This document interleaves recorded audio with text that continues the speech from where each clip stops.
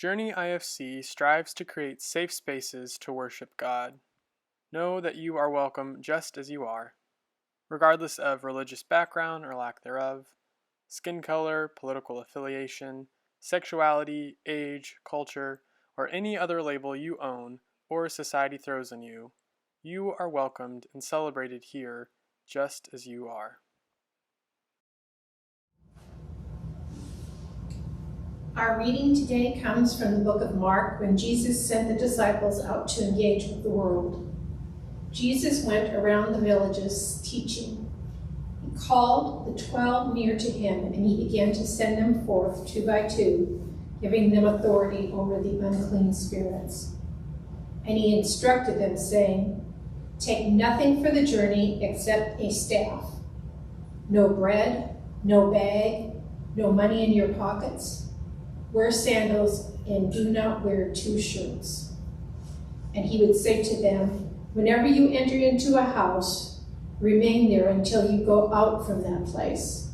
And whatever place does not receive you or hear you, depart from there, shaking off the dust from your feet as evidence against them." And having gone out from the place, they preached all should think differently. And they cast out many demons, and they anointed many sick people, and they cared for them. Amazing Grace is what we've called this series, and I've said it a lot today. Grace. We're gonna walk through this process together. So that's what we've been doing for the past month or so. We had a week off in there. We had a retreat time as well. But each week we have broken down Grace as this acronym to help us recenter and listen for God's guidance. And then we're to be sent back out in the world to follow what we believe God is calling us towards next, what God is guiding us towards next. So week 1 was grounding, and in this busy world we live in, when we start to become overwhelmed or start to lose our sense of direction, we can begin by first returning to the basics, by grounding ourselves.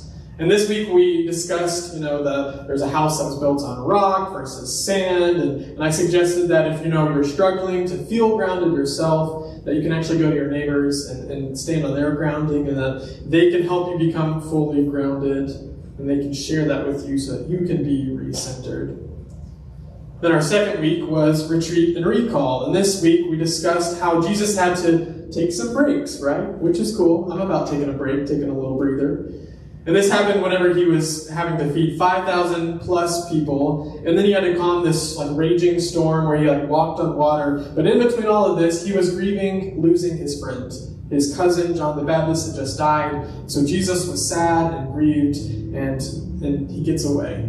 He gets away, he goes to the mountain, he gets on a boat and goes alone so that he can just have a moment alone. And we talked about how this is good for us, that we are allowed to get away so that we can go and start this grace process over again and re-ground ourselves.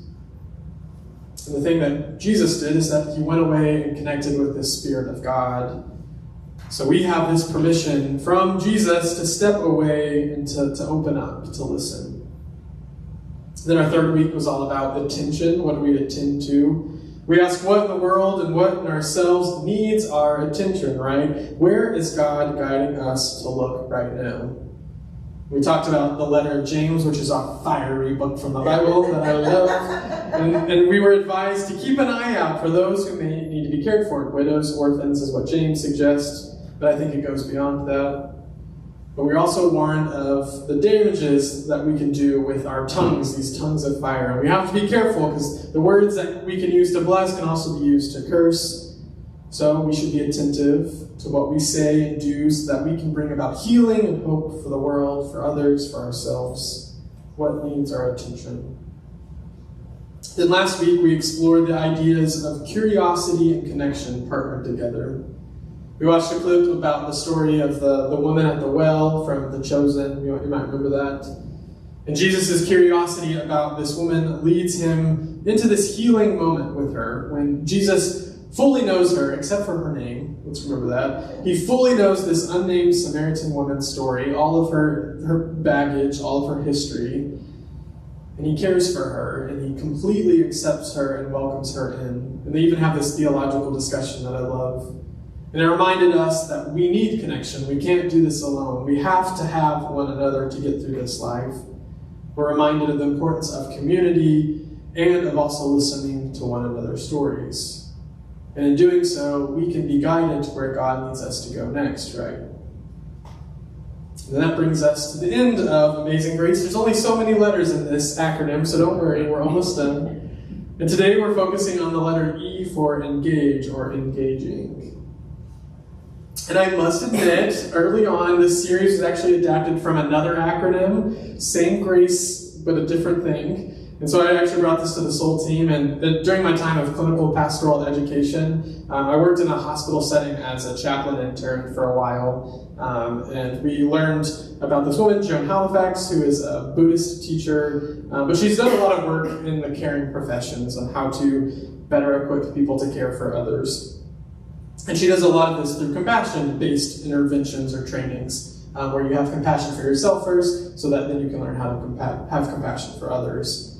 So she suggested this grace model that I thought of whenever our Soul team met, and hers differs from ours a bit. It has some of the same vibe to it, though. But hers was a lot of an inspiration for what we do today. And in fact, her last letter here it's actually lining up with ours. Hers is engage, and she includes end.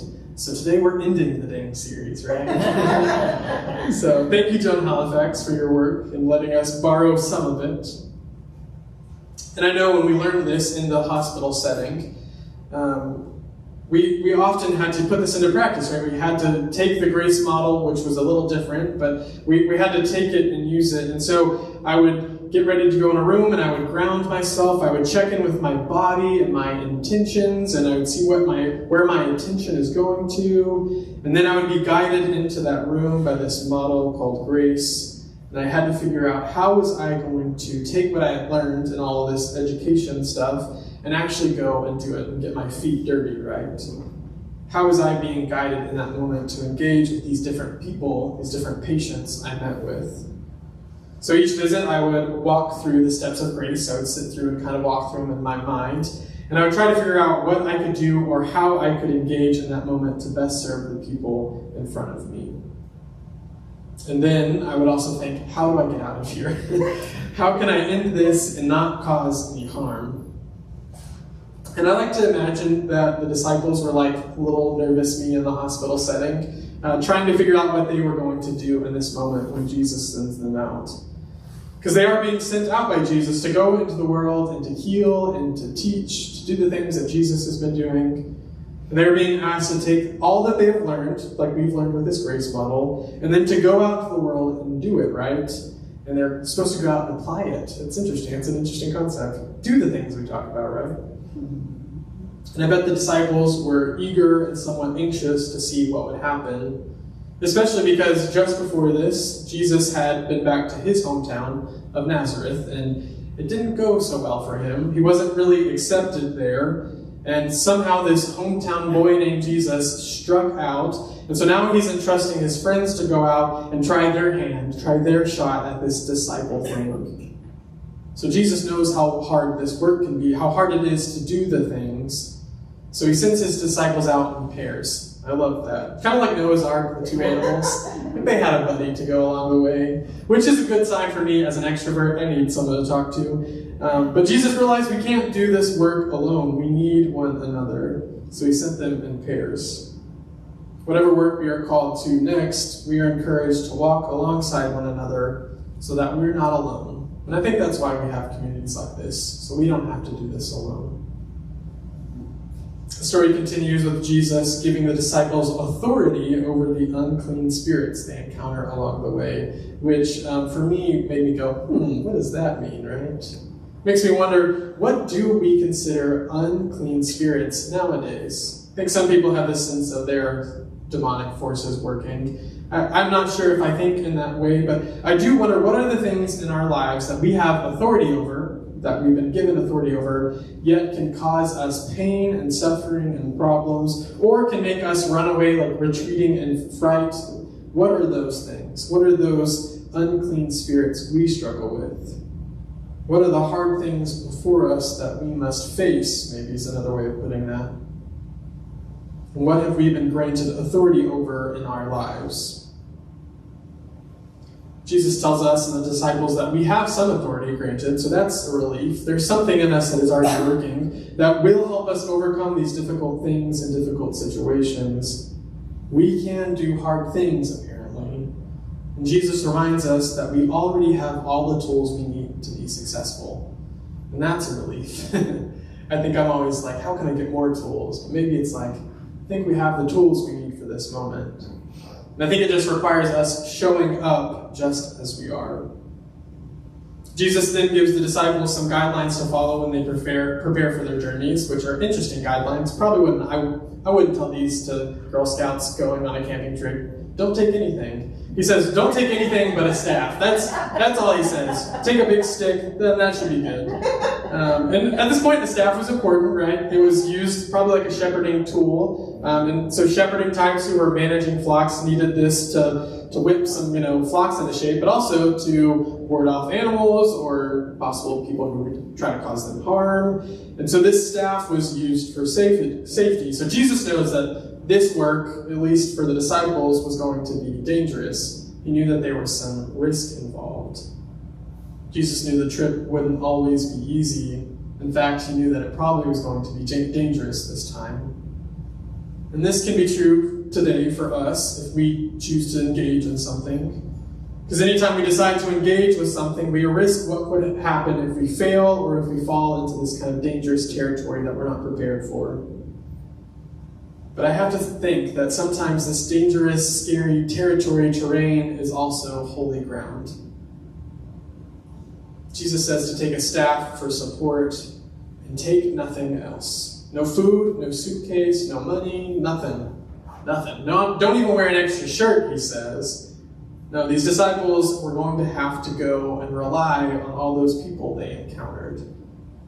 Which I think is such a cool idea here. The disciples were going to have to go care for others, heal, do stuff with unclean spirits, yada, yada, yada, But they were having to go out, care for others, and also realize that they were going to have to be cared for themselves. And I think Jesus was intentional on this point, meaning that the work we do in this world requires us to be in real relationship. We have to sacrifice and care for one another, and we can't do it all on our own. Jesus then gives the disciples some words of wisdom that I assume he learned from, striking out his missteps in Nazareth. He says, whenever you enter into a house that receives you, stay there until it's time to leave that place. That makes sense. That's good advice. And Jesus was yet again showing the importance of community, of stay with people who welcome you, people who want to build a relationship with you. Stay in those spaces. That's important. Stay with those who care for you. Go where you are welcomed and celebrated. And for those people who do not receive you, Jesus says, leave them and move on. This work is not meant to be forced upon others. I think when people hear this text, I think mission and evangelism, going out and preaching the good word and saving those souls. This isn't what the work's about. It's not going out and forcing stuff down people's throat. That's not what Jesus is wanting us to do. If we are not welcomed, we're told to just leave, to shake the dust off of our shoes as evidence that we tried, that we're moving on. But honestly, when Jesus says, shake the dust off your shoes, this sounds a little petty to me. Petty Jesus is showing up a little bit there. He says, leave this dust behind, maybe in their homes. I'm not sure if they do not welcome you. That's weird. What's this about, Jesus? And then looking at this week, apparently it was a Jewish practice that would occur when Jews would return to the holy places, sacred places like Jerusalem, the temple. They would clean the dirt off their feet from the Gentile lands, which, that's some troubling. I don't know how I feel about that, but I don't think Jesus is saying the same thing of shaking off all of that. What he's saying is, get rid of the dust of the people that do not welcome you. It's not this Jew-Gentile thing that the Jews were doing. He says, clean off your feet, start new, and keep walking. And honestly, I think that the shaking off of the sandals is more for the individual dismissed than it is for those who have the dust left on their floors, right? I think the people who tried and failed are the ones who worry about the dust more. I think Jesus is telling us that we cannot get caught up in the negativity we encounter, because it's going to be all around us. People are going to challenge what we think, believe, and do. Instead of becoming negative and down on ourselves, let's take this as a learning opportunity, right? Let's shake the dust off and try again. This was actually something we were taught while learning to be chaplains in that hospital setting, that you're going to go into some rooms and you're going to strike out. You're not going to click with everyone. People are going to send you out, and it's their right to say, this is a good thing. If you're in a hospital and someone's in your room, you can say, I want you to leave. And they will leave. And that's okay. They will shake off the dust and head out. And so that was something that I would think about, I would go into these rooms, try my best, and sometimes it worked, sometimes it didn't. And so I would leave, I would take a breath, I would relax, I would re-ground myself, I'd go through all the steps I could think of, and then I would realize I have to go to the next space. I can't carry this with me, I have to try again. So maybe that's what Jesus' advice is here, that we don't have to get it right the first time, that maybe we have some chances to mess up, to try things on, and to adjust as needed. If we're dismissed, just shake it off and learn from it. And then the text today tells us that the disciples heard all of this, and then they went out and they preached that all should think differently. Some translators use the word repent here, but that feels too churchy for me. That word just means a change or a turning over, a reorientation. So they went out into the world preaching to think differently.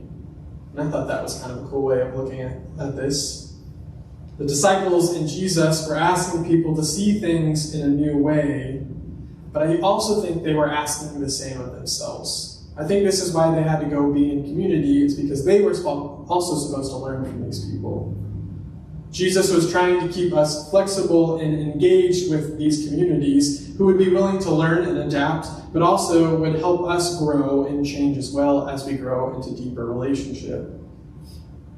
There is value in thinking in new ways and adapting, and I think that's what Jesus was really trying to focus on. Not our agenda, but just learning. And it says that the disciples in all of this are actually successful, right? They go out, we get this kind of brief summary of what it is. They cast out many demons, and they anoint many sick people with oils, and then they cared for the sick. And so it seemed like a successful trip, I would say.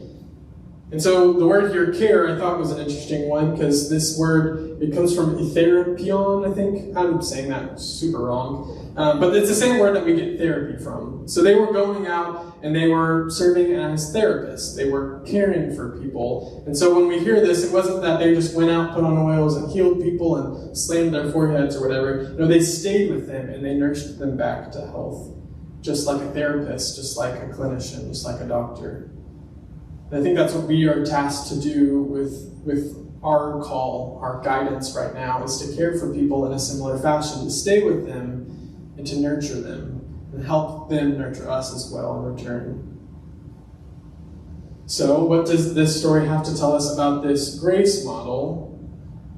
Well, I think this story is a reminder that we are being sent out. Jesus is talking to the disciples. We're not the disciples here. This story is not about us. But I think we are also called to go out in the world in a way and engage just like this.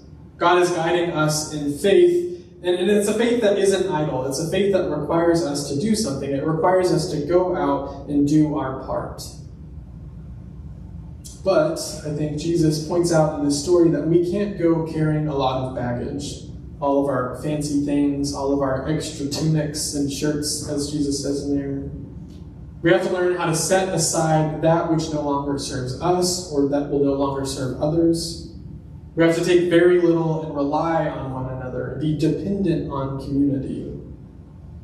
And we have to recognize that we have authority over some things, and we also don't have authority over others. And so I think Jesus says, stay in your realm, do what you can do, but don't hurt people. We have to be careful not to force our thoughts and agendas on others, and instead we need to be open to learn and change and grow and preach about changing our minds. Amen. Thank you. We also have to recognize when we have picked up a bunch of dirt on our sandals that we need to dust off. We need to know how to care for ourselves along the way so that we do not burn ourselves out. We talked about burnout a couple of weeks ago. This whole process should be done before we hit burnout. We should be always starting this over. We should be assessing our shoes, seeing what we are carrying, seeing the baggage we take, and releasing that, kicking it off for a bit so that we can start over and try again. So that we don't lose our sense of identity, we don't lose the sense of grounding along the way. Whatever work we feel God guiding us towards now, because it's going to be a different answer for all of us. In our book study, someone said, if you ask a Jewish person, what is it? Three Jewish people. Yeah. If you ask 3 Jewish people a question, you'll get 5 different answers. I was like, that sounds like Journey. He's totally right. So whatever we are doing, whatever we feel guided, I can't tell you that. I can help. I can talk about these stories and all, but you have to realize and learn what God is guiding you towards now. But we have to realize that the work is meant to be healing for all. So that's our test of if we're doing the right thing or not. If we're following God's guidance, it'll look like caring for others, caring for the sick, blessing those around us. And I think if we do those things, we will be faithful to God's call here. This Amazing Grace series is this process of steps that we can use, and we probably will have to repeat over and over because we'll probably forget it. That's how it happens. But we'll have to repeat it over and over as we figure out where God is guiding us next. But right now, we are being asked to engage with a world that needs us. Now is the time to be sent out with this grace toolkit, all the things we already know, that we already have in our back pocket, to go out and be fully ourselves, so that we can spread this love and community that we have found here in this space, but also in Jesus and in the world. So let us be encouraged to go out and engage. Amen. Engage. Does it always mean being involved? Sometimes you have to step back to engage. Engaging means being where you're supposed to be in the moment that is now. Remember that. A little spin on the old words. Go in peace. Go into the rest of the world and be the good news to it. Go in peace. Amen. Amen.